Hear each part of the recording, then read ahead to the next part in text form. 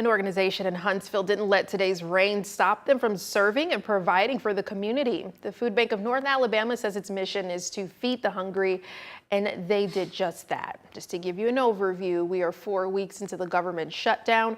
There are more than 61,000 federal workers in Alabama, with more than 21,000 in the Huntsville metro area. Around 750,000 Alabamians will lose their SNAP benefits starting Saturday. Fox 54's Logan Alexandra Russell was out at the grocery distribution earlier today. Let's take a look. Furloughed workers and families received fresh produce and non-perishable food items during today's grocery drive. Now, the Food Bank of North Alabama originally intended the distribution to be for military and civilian personnel with government credentials, but they opened it up to people affected by the SNAP benefits as well. Hundreds of cars lined up with the trunks open in the parking lot at Joe Davis Stadium to receive groceries. This comes as federal workers are still without pay due to the government shutdown. The U.S. Bureau of Labor Statistics data shows there are over 21,000 federal workers in northern Alabama alone. The groceries handed out today are a continued effort by the food bank to give back to those affected by the shutdown. The food bank did a special food drive for TSA workers last week. The spokesperson says the organization will do a distribution for those affected by the shutdown every week until it's over. This is the core of what we do. We help people who need food assistance, and with so many people who are being affected by the government shutdown, this is the first time since we've been around, the 40 years the food bank's been in this community, that a government shutdown has gone on this long and affected people's paychecks this way. So it was really important for us to be out here today. Bozeman says they were originally anticipating around 300 cars to show up, but yesterday had to prepare for at least double that amount. In Huntsville, Logan Alexandra Russell, Fox 54 News.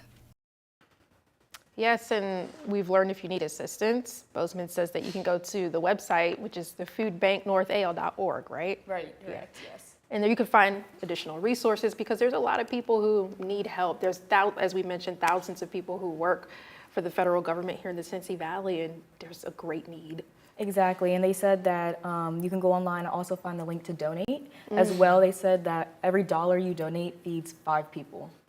$1 feeds 5 people? Yes. Wow, what a way to stretch your dollar. And again, I know in the past we've done different stories like One Gen Away. They also give out food and some other local churches. But one thing I love about what we've been able to see is how people have come together to help our community because there is a great need. Exactly, and I mean, that's what you saw there today. I mean, it was pouring raining outside as you saw, but I mean, they were still out there, had trucks ready to go with boxes and bags full of fresh produce and pantry items as well. Yes, and we'll continue to see this as, I guess, the government shutdown goes on. All right, thank you so much, Logan Alexandra. All right. Now, the Tennessee Valley's certified most accurate forecast from the Fox 54 Weather Impact Team. All right, this is a live look we have. We're able to still see some sky above, regardless of how dark it's gotten. But this is in Harvest, and you can see the rain droplets covering the lens of the camera. So that means we had some rain, right? Yeah, indeed. Still talking about a little bit of rain across the area. We'll get to that in just a second. You hit the nail on the head earlier this afternoon, or just not this afternoon, but a couple of minutes ago. It felt chilly. It looked chilly today. It really looked chilly because I want to say what do you call it, wind chill or the wind factor? No, at times the wind chill was totally a thing this afternoon. There were periods in the day where it kind of felt like it was in the upper 40s, lower 50s. I want to add something else really quick. I saw from a friend that I'm on Facebook. He had like a picture of what looked to be little bits of snow or hail. Did you see that around at all? Yes, we did have a little bit of hail today, which is a bit unusual given the time of year, but because of the chilly air aloft, we were able to see a little bit of hail. Interesting. Yeah, definitely. Now that hail was incredibly small. Kanisha again hit the nail on the head when she described the hail as little bits, and that's about exactly how I would describe it as well, because it was almost borderline debatedly able to be called hail, but nonetheless, we did have a little bit of hail today. 51 degrees right now in Huntsville, 47 in Russellville, 49 in Moulton, 49 in Coleman, 50 degrees for both Pulaski and Fayetteville. up in southern Middle Tennessee. We are still talking about some rain this evening just to the north and south of Huntsville. Again, northern Madison County, talking about a little bit of rain up in Harvest. We're talking about some rain up in southern Middle Tennessee, over in northeast Alabama, down into DeKalb County, back into Marshall County. We're talking about some rain, Morgan down into Coleman County. But then we are beginning to dry out across northwest Alabama, Lauderdale, Colbert, Franklin counties, Lawrence County, all those folks nice and dry. And those folks are probably going to stay dry as we head into the overnight. All of this is associated with a very large area of low pressure that's going to continue to push its way to the east over the next several hours, which means we're going to continue to bring in a little bit of wraparound moisture to the Tennessee Valley. So some of us are going to continue to talk about the opportunity for a little bit of rain as we head into the overnight and then through the earliest hours of your Thursday morning. And by the time we get to the later part of Thursday morning, I think we're probably going to be dry. Still talking about a mostly cloudy or an overcast sky, but we're probably going to be dry.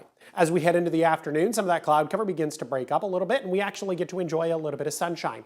I think our friends over in northwest Alabama, they're probably going to get more sunshine than everybody else because they're going to see more clearing than everybody else. Everybody else, it's probably going to be a bit too little too late before the sun sets. Then as we head into the overnight, early into your Friday morning, we're talking about a really nice clear sky, and that's going to allow for really good cooling Thursday night and then early into Friday morning. As we head into Friday afternoon, Halloween, of course, we're talking about some fantastic weather across the area. Temperatures are going to be a bit below average, but fantastic nonetheless. Like I said, really good cooling Thursday night, early into Friday morning. Some of us could be talking about a little bit of patchy frost where we drop into the upper 30s across the area. Is this going to end the growing season? No, definitely not. But is it going to slow it down significantly? Yes. Then we head into your Halloween, 61 degrees with plenty of sunshine. Really is going to be a nice afternoon, but you probably don't care about that one as much as you care about Friday evening for trick or treat. 56 at 6, 50 by 7, 48 at 8, 47 degrees by the time we get to 9 o'clock. Definitely going to want to give the kids maybe some sort of a jacket underneath their costume. Holding on to a rain chance as we head into the overnight. Temperatures dropping into the mid-40s. Got a low right around 44 degrees. Mid and upper 40s for the kids when they get on the school bus tomorrow morning. Same for you, of course, when you head out the door for work.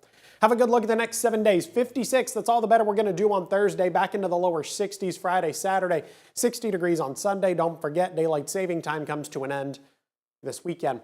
63 on Monday, 66, 68 Tuesday, Wednesday of next week. All right, Jordan, a lot of Big Nan college football programs are searching for a new coach, and John Summerall could be a hot commodity. We'll talk to the Huntsville native about all this next.